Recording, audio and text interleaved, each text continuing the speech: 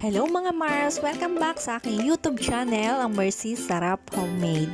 Ngayong araw po ay ibabahagi ko sa inyo kung paano ko ba niluluto o kung paano ko ba ginagawa ang aking puto cheese na isa sa aking pinagkakakitaan.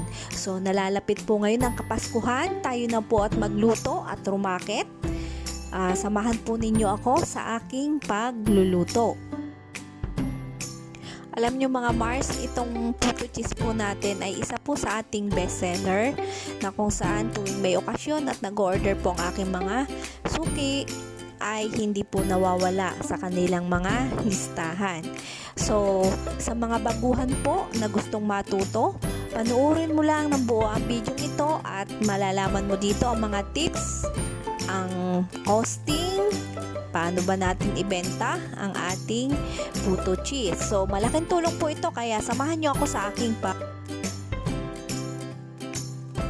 Narito po ang mga sangkap na ating gagamitin.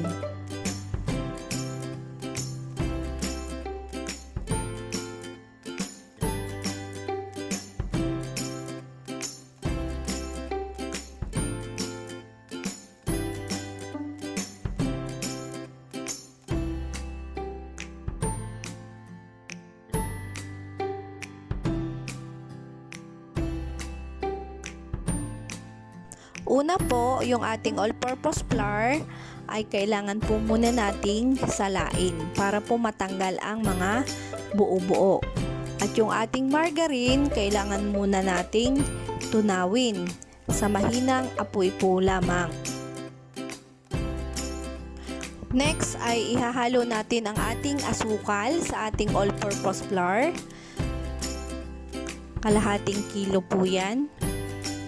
At isang sachet na baking powder na calumet. And then dagdagan po natin ng asin, pambalansi po natin sa ating tamis. And then hahaluin lang po natin ang ating mga dry ingredients.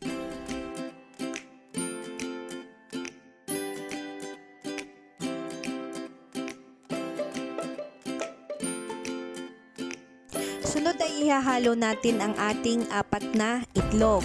Then yung ating tubig na 650 ml.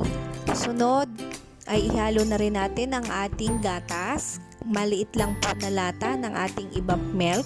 Kung meron kayong fresh milk, pwede rin po. Pwede rin kayong gumamit ng powder milk. Depende po sa inyong kagustuhan. And then haluin lang po natin ang ating mixture para maging halong-halo po ang ating mga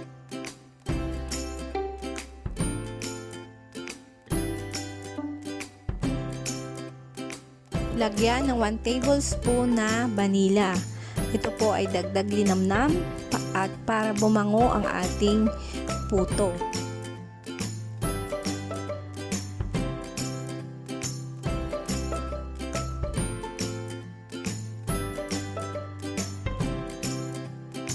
Next ay ihalo na natin ang ating melted margarine. Ito po ay nagsisilbing ganda ng kulay ng ating puto na manilaw-nilaw. Pero kung ayaw nyo naman po ng ganoong kulay ay pwede kayong gumamit na lamang ng oil.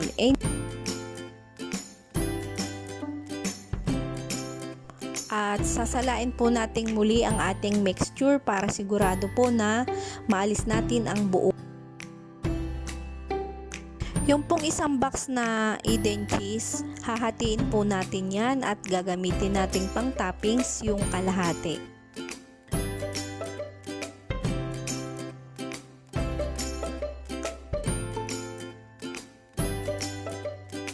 Para po hindi kayo mahirapan sa pag-i-slice ng cheese, gumamit po kayo ng yung cake scraper, yung plastic po. At maalwan po siyang ipang putol. Hindi po nagdidikit-dikit gaya ng kapag kutsilyo po yung ating ginamit. Yung pong ating puto mold, hindi na ho ako naglagay ng oil. Kasi po, nakakasama po yun sa pag-alsa ng ating puto.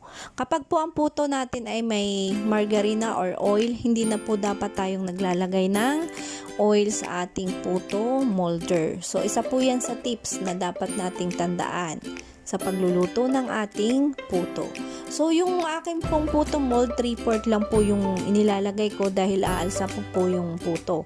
At isa po sa tips na kailangan tandaan, yung ating pong tubig sa steamer dapat po ay kulong-kulo bago natin ilagay ang ating mga puto. So yung keso po, inilalagay ko na ho siya bago isalang. Yung iba naman, siguro mga 3 minutes before hanguin saka sila naglalagay. And then high fire po ang aking apoy. Another tips po, hindi po ako gumagamit ng second or third layer sa pagluluto ng puto para po iwas sa tulo ng tubig. So marireject po yung ating puto kapag natuluan ng tubig. And then isasalang na po natin ang ating first salang ng 10 minutes. I-steam po natin siya ng 10 minuto kada salang. At high fire po ang aking apoy. Mag-set po tayo ng alarm ng 10 minutes para po iwas overcook ang ating puto.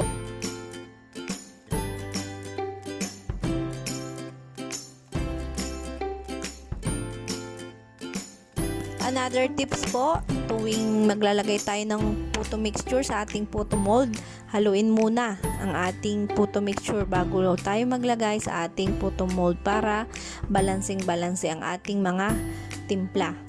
So, ipagpatuloy lang po natin hanggang sa matapos ang ating pagsasalang sa ating puto. At ngayon ay dumako naman po tayo kung magkano ba ang bintahan ng puto. So, kalimitan po o talagang ito na po lagi ang aking ginagawa, large puto mold. Ang benta ko po is 50 pieces, 350 pesos. So, depende po yun sa inyong lugar kung saan kayo namimili. Meron pong pamilihan na mahal at meron pong pamilihan na mura. Kagaya po dito sa amin, nagtaasan na pong lahat ang mga ingredients. Kaya yung dati kong presyo na 335, kasama na yung Bilao, is ginawa ko na pong 350 pesos. Dahil nga po, tumaas na pong lahat. Ang ating pong gasol, ang ating asukal, ang ating all-purpose flour, itlog, baking powder, lahat po ay tumaas na po ngayon. So, yun po. Magdedepende po kayo sa inyong costing, sa inyong pagpipresyo.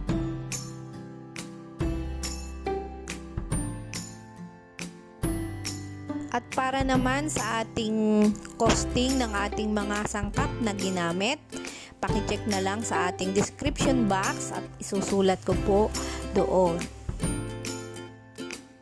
Sa isang recipe po na ito ay nakagawa tayo ng 50 pieces ng puto large. So, saktong-sakto po sa ating minimum order. 50 pieces po ang ating nagawa.